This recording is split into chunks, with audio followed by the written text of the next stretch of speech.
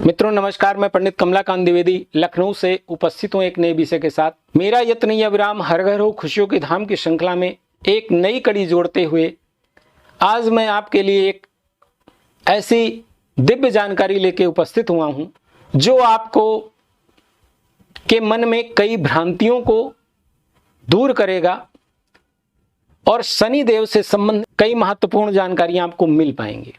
क्यों चढ़ाते हैं शनिदेव पे तेल चढ़ाने के फायदे क्या हैं और उसका सही समय क्या है, और शनि को तेलाभिषेक करते समय हमारी स्थिति कैसी होनी चाहिए और किस दशा महादशा में हम तेल का अभिषेक कर सकते हैं। ये 5 ऐसे विषय हैं जिन पे हम बिंदुवार आपसे चर्चा करेंगे और आपको जानकारी देंगे। ये जानकारी मैं आपको बताऊं इसके पहले मैं आप सभी स्नेही मित्रों का हार्दिक स्वागत अभिनंदन वंदन करता हूं आपके अपने चैनल एस्ट्रो सृजन पर। इसके साथ ही जो नए दर्शक जुड़े हैं उनका भी अभिनंदन वंदन करता हूं और एक आग्रह करता हूं कि कार्यक्रम देखने के बाद यदि आपको ये जानकारी महत्वपूर्ण लगती है तो कृपया मेरे चैनल को सब्सक्राइब करें और इस महत्वपूर्ण जानकारी को अपनों को भी आप प्रेषित करें, जिससे उनके भी मन में पड़ी कई भ्रांतियां और कई जिज्ञासाओं का शमन हो सके और सही जानकारी उन तक पहुंच सके। तो आइए बिंदुवार एक एक करके इन विषयों पर चर्चा करते हैं। मेरा निवेदन है कि कृपया कार्यक्रम को स्किप करके ना देखिएगा, क्योंकि यदि आप बढ़ा के कार्यक्रम देखेंगे तो आपको कई महत्वपूर्ण जानकारियां आपसे छूट सकती हैं। मित्रों, त्रेता युग में जब हनुमान जी के पराक्रम भगवान राम के द्वारा समुद्र पर पुल बांधा गया तो ऐसी आशंका थी कि संभव है कि रावण के जो भी राक्षस हैं वो हमारे पुल को किसी तरह से क्षति न पहुंचाएं। इसके लिए बल बुद्धि के दाता हनुमान को इसकी जिम्मेदारी दी गई कि आप इस पुल की रखवाली करें और जो भी इससे संबंधित विषमताएं आती हैं आप उनको अपने संज्ञान में लें और उनका निराकरण करें। क्योंकि हनुमान जी साक्षात रुद्रावतार हैं, परमात्मा के बड़े अनन्य भक्त हैं, तो उन्होंने ये जिम्मेदारी करते हुए वो एक स्थान पे बैठ गए। इसी समय हनुमान जी के बलाबल की चर्चा सुनते सुनते शनि देव को भी हनुमान जी के बलाबल, क्योंकि शनि की संज्ञा एक जिद्दी ग्रह के रूप में, एक न्यायाधीश के रूप में और एक स्थायित्व देने वाले ग्रह के रूप में जानी जाती है, जो अपने स्वभाव के कारण थोड़े से जिद्दी हैं। तो अपने स्वभाव अनुसार शनिदेव हनुमान जी के समक्ष आते हैं कि इनके बलाबल को देखा जाए। उस समय हनुमान जी किसी शिला पे बैठे हुए भगवान के ध्यानामग्न में अवस्था में थे और शनिदेव के बार बार ललकारने के बाद भी हनुमान जी अपने ध्यान मुद्रा में लीन थे। लेकिन चूंकि शनि बिल्कुल भिड़ने की फिराक से आया था और हनुमान जी से अपने 4 हाथ करना चाहता था, लेकिन हनुमान जी के कई बार आग्रह करने के बाद भी शनिदेव जब नहीं माने तो हनुमान जी अपनी ध्यान मुद्रा में बैठे बैठे अपनी पूंछ में शनिदेव को लपेट कर इधर उधर इतना पटका, उनके शरीर में बहुत सी चोटें आई। अंततः शनिदेव को एहसास हुआ कि हमने बहुत गलत पंगा ले लिया है। हनुमान जी से विनती कर, हमसे गलती हुई जो हम आपके रास्ते में आपके प्रभु के काम में हम अवरोध करने आए। तो हनुमान जी चूंकि भक्त वत्सल हैं और शरण में आए हुए अपने भक्त से कैसे अलग हो सकते हैं, तो उन्होंने शनि जी को मुक्त कर दिया। लेकिन पटकने में जो पीड़ाएं हुई, जो उनको चोटें आई, उससे शनि जी बहुत विह्वल हो गए और अपनी देवी भावना से हनुमान जी ने उस समय सरसों का तेल का लेपन उनके चोटों पे किया, क्योंकि सरसों तेल में भी शनि का वास होता है और सरसों तेल लगाने से किसी भी पीड़ा का अंत होता है। इसीलिए औषधियों में सरसों तेल का प्रयोग किया जाता है। के फलस्वरूप शनि जी को पीड़ा की जब शांति हुई तो उन्होंने हनुमान जी को ये वचन दिया कि जो भी वे सरसों का तेल अर्पण करता है उसके हम जीवन में किसी भी तरह की विषमताओं की शांति के लिए हम वचनबद्ध हैं। तभी से शनि देव जी को सरसों का तेल चढ़ने लगा। इसके अलावा एक दूसरी भी किंवदंती है कि जब हनुमान जी लंका को जला रहे थे, लंका दहन कर रहे थे, तो लाख प्रयास के बाद भी लंका जल नहीं रही थी, क्योंकि त्रिकालदर्शी रावण ने शनिदेव को अपने यहां कैद कर रखा था और शनि की दृष्टि में ही किसी चीज का संहार छुपा होता है। और शनि की दृष्टि कुंडली में 3, 7 और 10 हुआ करती है और वो जिस स्थान में बैठते हैं उस स्थान की वृद्धि करते हैं। और जब तक लंका में शनिदेव उपस्थित रहे, हनुमान जी इधर उधर करते करते जब लंका रहे थे, तो उन्होंने ढूंढना शुरू किया कि ऐसा क्या कारण है कि मेरे लंका को ध्वस्त करने में, जलाने में ये और कुंदन की तरह निखर रही है। क्योंकि सोने को जब जब जलाया जाता है उसकी निखार और बढ़ जाया करती है। इस हेतु हनुमान जी जब इधर उधर ढूंढने लगे तो उनको एक बंदी ग्रह में शनिदेव जी दिखाई पड़े, क्योंकि पहले से ही शनिदेव और हनुमान जी मिल चुके थे, इसलिए और उनके पराक्रम से वो को देख चुके थे। तो शनिदेव ने हनुमान जी से यह आग्रह करा कि महाराज किसी भी तरह से इस बंधन से मुझे बचाइए, और मेरी दृष्टि, चूंकि हमको उल्टा इन्होंने लटका रखा है, इसलिए मेरी दृष्टि लंका पे नहीं पड़ रही है। तो इसके अभाव में, क्योंकि हम जिस स्थान पे बैठते हैं उस स्थान की वृद्धि कर दिया करते हैं, इसलिए आपका प्रयास निष्फल जा रहा है, कृपया हमको यहाँ से मुक्त करिए।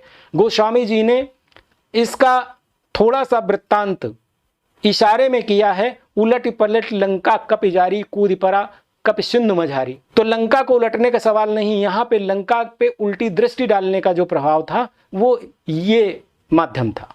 जब हनुमान जी ने शनिदेव को मुक्त किया, तो चूंकि ये उल्टा लटके थे और बड़ी त्रास में थे, तो उससे भी इनको बहुत पीड़ा हो रही थी, और इससे मुक्ति के लिए भी हनुमान जी ने सरसों का तेल शनिदेव को अर्पित किया, जिससे शनिदेव के पीड़ा का अंत हुआ और लंका का पूर्ण विध्वंस हुआ।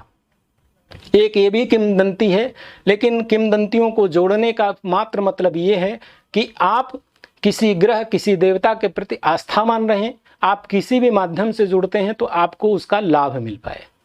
सरसों तेल का अभिषेक कब करें?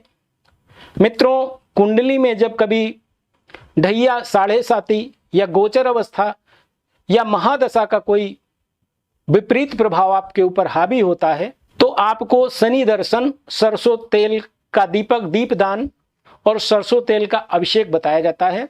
यदि आप इन स्थितियों में शनि दर्शन के बाद सरसों तेल का अभिषेक आप करते हैं तो आपको शनि पीड़ा से बहुत राहत मिलती है। मित्रों, सरसों तेल का जो तेलाभिषेक करते हैं उसका जो सही समय होता है वो सूर्यास्त के बाद का होता है।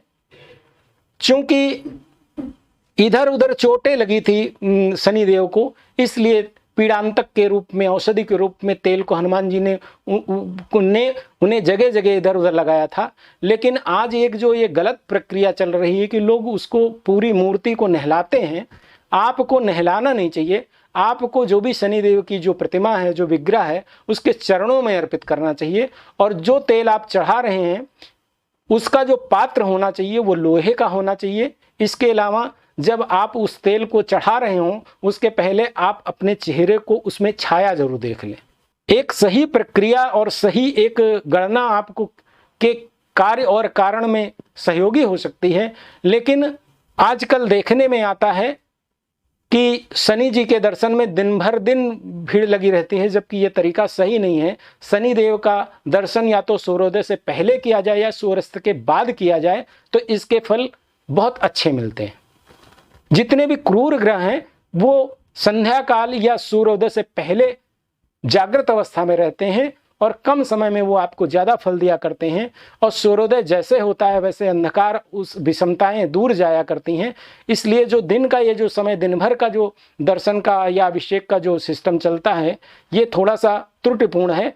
इसमें आप यदि सुधार कर लेंगे तो आपको इसके कई लाभ मिलेंगे। इसके अलावा जब आप तेलाभिषेक के लिए, शनि दर्शन के लिए जाते हैं तो आप जो काले चने होते हैं इनको आप सरसों तेल में छौंकवा के लेते जाएं और वहाँ पे जो मंदिर के आसपास दारिद्र नारायण वगैरह बैठे रहते हैं आप उनको प्रसाद के रूप में यदि वितरित करते हैं तो ये शनि दर्शन के साथ साथ दारिद्र नारायण की भी एक सेवा का फल आपको मिलेगा जो कई गुणित होगा। क्योंकि जितने भी सेवक वर्ग के लोग हैं, जितने भी गरीब लोग हैं, जितने भी निरीह लोग हैं, उनमें शनि वास करता है। यदि आप अपना सहयोग और अपनी सेवा उनको अर्पित करते हैं तो शनि जी की कृपा के आप पात्र बनते हैं और कम समय में आपको अच्छे लाभ मिलते हैं। इसके अलावा आप कभी कभी शनिवार आप यथाशक्ति और यथाभक्ति कढ़ी चावल का भी यदि आप घर में बनवा लें और उन्हें गरीबों में संध्या काल को वितरित करते हैं तो आपकी शनि दशा, महादशा या अंतर प्रत्यंतर या गोचर में जो भी विषमताएं आपके जीवन पे हावी हैं, आप बहुत कुछ उससे रिलीफ पाएंगे, बहुत ज़्यादा आप परेशानी से बच पाएंगे। क्योंकि शनि दंडाधिकारी है और शनि व्यक्ति के किए का फल देने के लिए ही उनके ऊपर हावी होता है। मित्रों, शनि देव के विषय में आज मैं एक ऐसी जानकारी आपको बता रहा हूं कि लोग भयावह हो जाते हैं क्योंकि लोग उन शनि देव के विषय में गलत जानकारियां आप तक करते हैं कि शनि और राहु और केतु, अरे गुण अवगुण सन्नित ग्रह रचित कीन संसार, इस संसार में ऐसी कोई वस्तु नहीं है जिसका इफेक्ट हो तो साइड इफेक्ट ना हो, जिसकी अच्छाई हो तो बुराई ना हो। शनि जैसा न्यायप्रिय ग्रह और शनि जैसा स्टील बॉडी का ग्रह, शनि आपकी पिंडलियों से लेकर और पैरों का कारक होता है। क्या पैरों के बिना आप कभी खड़े हो सकते हैं या जीवन में किसी भी तरह के स्थायित्व को आप प्राप्त कर सकते हैं? मित्रों, जितने भी स्थायित्व के पल, स्थायित्व के क्षण और आपको संतुष्टि के जो पल मिलते हैं वो शनिदेव की दशा, महादशा, अंतर प्रत्यंतर ग्रह गोचर अवस्था में भी आपको प्राप्त होते हैं। विश्वास करिए कि जब आपके मकान का सपना सच होता है तो उसमें सबसे पहला जो सहयोग होता है वो शनिदेव का होता है। शनि चूंकि लेबर में काम करते हैं, शनि लोहे में वास करते हैं, तो सबसे पहले प्लाट में पिलर ही खोदे जाते हैं। इसके अलावा आपके जीवन के जो भी माइल्ड स्टोन है, चाहे वो आपका विवाह हो, चाहे आपके बच्चे का कुछ खुशखबरी हो, चाहे आपके जीवन में किसी स्थायित्व को लेकर हो, बिना शनि के ये संभव नहीं होता है। यदि आपने मेहनत किया है तो ये किए का फल जरूर आपको देगा। अपनी दशा महादशा में यदि आपने अच्छा काम किया है तो आपको यश, समृद्धि और भाग्य वृद्धि देगा। यदि आपने गलत काम किए हैं तो उनका भी दंड आपको देगा। मित्रों, आप अपने जीवन में शनि देव के प्रति अपनी विचारधारणा को बदलें, उनके प्रति आस्थावान हों, जिससे आपको उनकी कृपा मिल पाए। आज मैं इस कार्यक्रम से अपनी वाणी को विराम देता हूं। मिलता हूं फिर किसी अगले कार्यक्रम में। तब तक के लिए आप सभी को बहुत बहुत धन्यवाद। नमस्कार।